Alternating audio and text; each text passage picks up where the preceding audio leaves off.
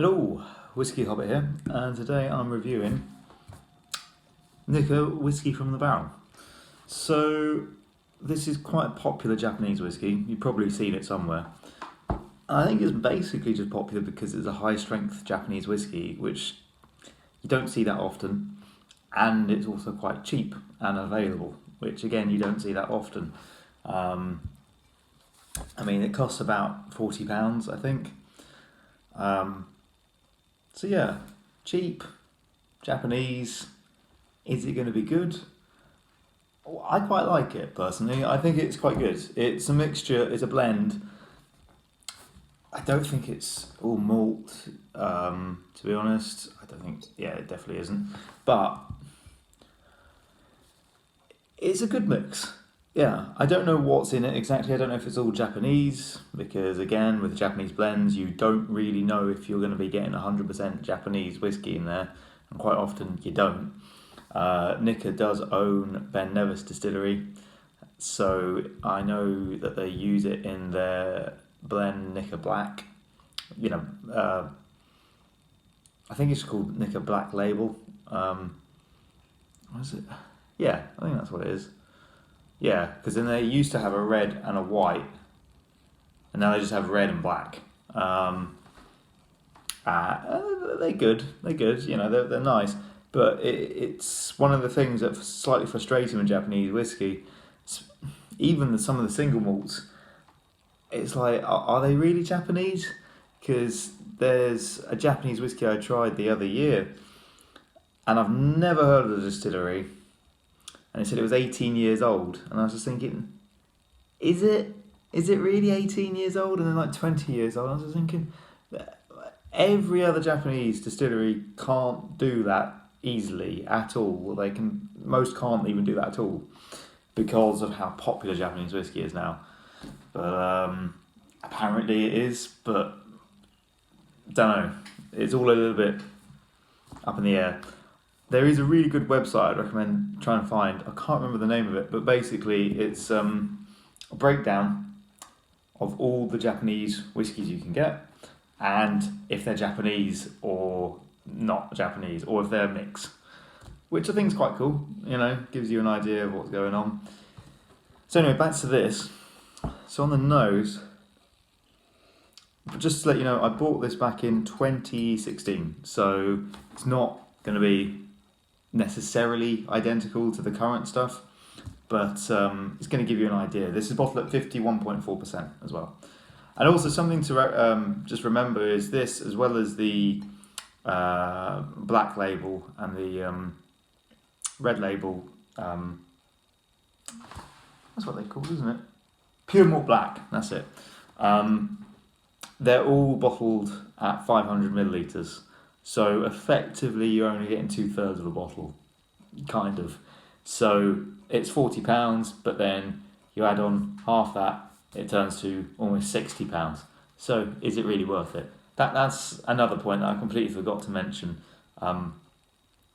It is important to me because there's quite a few bottlers that bottle things. Well, no, there's not that many really, there's only a few, but they bottle everything at 50 cl, so 500 millilitres.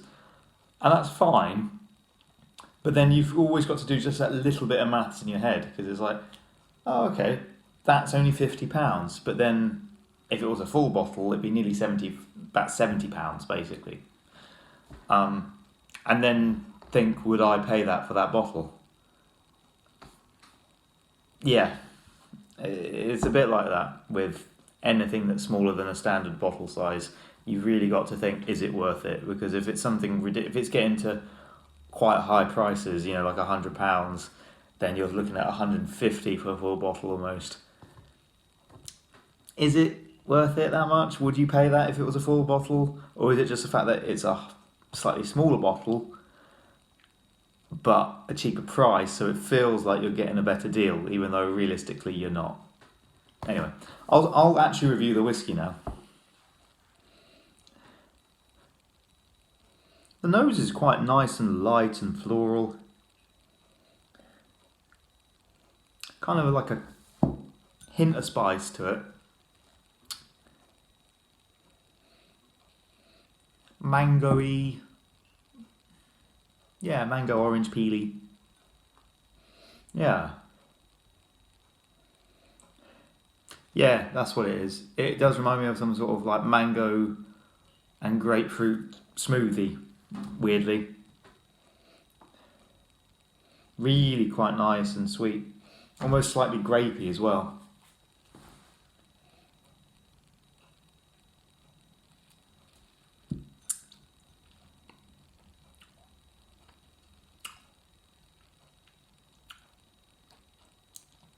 Ah. Yeah, it's nice. It's quite a big smack of heat to it, which for 51% is bigger than I was expecting. It's good. It's good. It's a little bit one-dimensional, which is a shame. I would have liked a little bit more complexity to it, a little bit more depth. It's big, it's sweet, it's juicy, but it just sort of hits you and then just fades away very quickly. It's just very kind of soft and gentle and almost watery slightly towards the finish, which is a shame because I was kind of, on the nose is actually really nice. I was kind of hoping for something a little bit bigger and more flavoursome, but it's nice. It's nice, you know. I mean, I got this for £40 or whatever it was back then. I think it was 40, 35. I think it might have been £35 when I bought it. And this is the thing, it's a good value Japanese whiskey. It's just, I think now for £40, there's, just looking at the market, there's so many other interesting whiskies you could try. If you want to try Japanese whiskey, I would suggest maybe a Yuichi single malt, because that's definitely Japanese, or even Hakushu. Hakushu's one that I think is slightly overlooked. Hakushu's really nice, and I really like the Distiller's Edition. It's a little bit pricier than this, it's about £55, but it's very nice. And I have reviewed it in a previous video. It's really, really good. It's not amazing, but it's very nice, and I think it's worth the money. This is good, and it's an interesting whiskey. It's just doesn't really have enough in there for me, personally. It's just nice. It's just okay. The nose is really good though. The nose is lovely.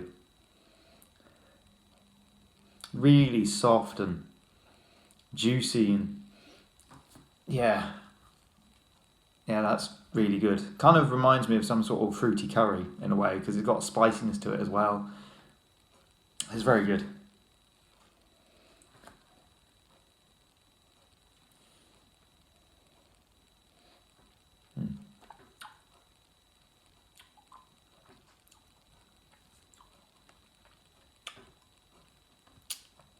It becomes a bit more,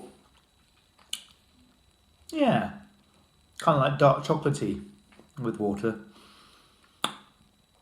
Okay, I'll slightly take back some of my comments. It's actually opened up really nicely with some water. It's got a bit more mouthfeel to it. It's a little bit more interesting, a little bit more full flavoured. That's really good. Quite meaty and almost like bacony sweetness to it.